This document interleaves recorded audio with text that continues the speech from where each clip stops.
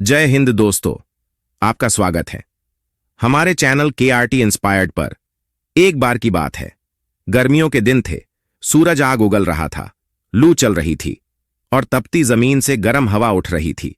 School के छोटे छोटे बच्चे अपनी कक्षाओं में बैठे थे। पसीने से तरबतर होते हुए भी वे ध्यान लगाकर पढ़ रहे थे। उन्हीं में से एक बच्चा था भीमराव, एक शांत और होशियार लड़का जिसे पढ़ाई से बहुत प्यार था। लेकिन उस समाज में जन्म लेने की वजह से, जहां जातिवाद गहरी जड़ें जमा चुका था, उसे हर दिन भेदभाव का सामना करना पड़ता था। भूख से ज्यादा बड़ी थी प्यास। उस दिन स्कूल में पढ़ाई के दौरान भीमराव को बहुत प्यास लगी। सूरज की गर्मी और उमस के कारण उसका गला सूखने लगा। उसने इधर उधर देखा। कक्षा के एक कोने में मिट्टी का बड़ा घड़ा रखा था जिसमें ठंडा पानी था। सारे बच्चे बारी बारी से उठकर वहां जाते और मटके से पानी निकालकर पीते। लेकिन भीमराव जानता था कि वह खुद उस घड़े से पानी नहीं ले सकता। उसे किसी और पर निर्भर रहना पड़ेगा। वह थोड़ा हिचकिचाया, फिर अपने पास बैठे एक ऊंची जाति के लड़के से धीरे से बोला, भाई मुझे बहुत प्यास लगी है, क्या तुम मुझे पानी पिला सकते हो? लड़के ने पहले तो उसे घूरा, फिर घबराकर बोला, मैं तुम्हें पानी नहीं पिला सकता। अगर मैंने ऐसा किया तो मेरा धर्म भ्रष्ट हो जाएगा। भीमराव ने सिर झुका लिया। उसकी प्यास और बढ़ गई, लेकिन उसने कुछ नहीं कहा। थोड़ी देर बाद उसने हिम्मत करके शिक्षक से पूछा, गुरुजी मुझे बहुत प्यास लगी है, क्या मैं पानी पी सकता हूं? शिक्षक ने चश्मे के पीछे से उसकी ओर देखा और ठंडी आवाज में बोले, चपरासी आएगा तो वह तुम्हें पानी देगा, अभी बैठे रहो। भीमराव फिर चुप हो गया। वह जानता था कि स्कूल का चपरासी कभी भी जल्दी नहीं आता। कभी कभी तो वह आता ही नहीं था, लेकिन पानी मांगने के अलावा और कोई रास्ता नहीं था। प्यास से उसका गला सूखता जा रहा था, लेकिन किसी ने भी उसकी मदद नहीं की। कुछ घंटों तक बैठा रहने के बाद भीमराव की हालत खराब होने लगी। उसकी आंखों के आगे अंधेरा छाने लगा, गला सूख गया था और सिर चकराने लगा था।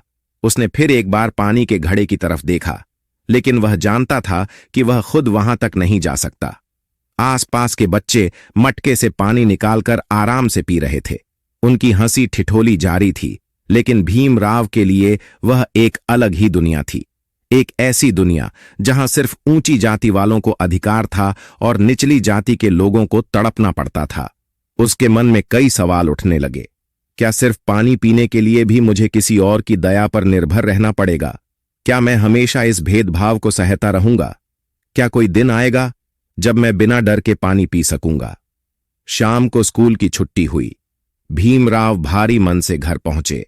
उनकी मां ने देखा कि उनका चेहरा उतरा हुआ था।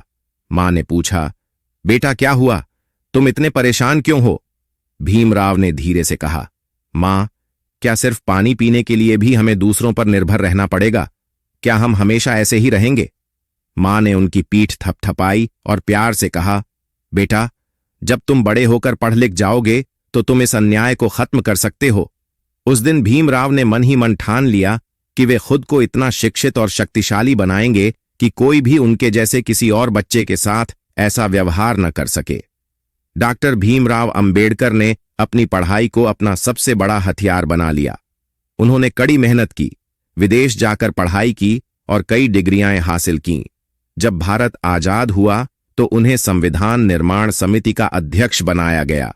उन्होंने ऐसा संविधान लिखा जिसमें सबको समान अधिकार मिले, कोई भी किसी के साथ भेदभाव नहीं कर सकता था।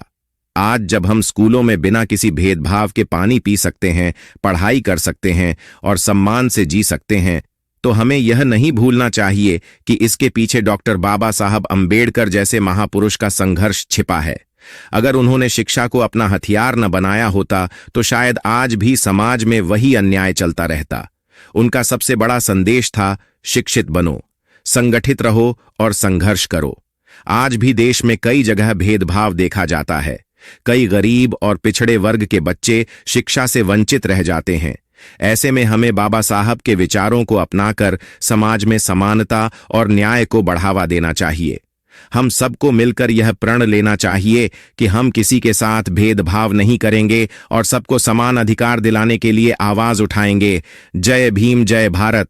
और हाँ दोस्तों, आपको बाबा साहब अंबेडकर के जीवन से जुड़ी कोई भी जानकारी चाहिए तो कृपया कमेंट करें और वीडियो को एक लाइक और चैनल को सब्सक्राइब जरूर करें। धन्यवाद।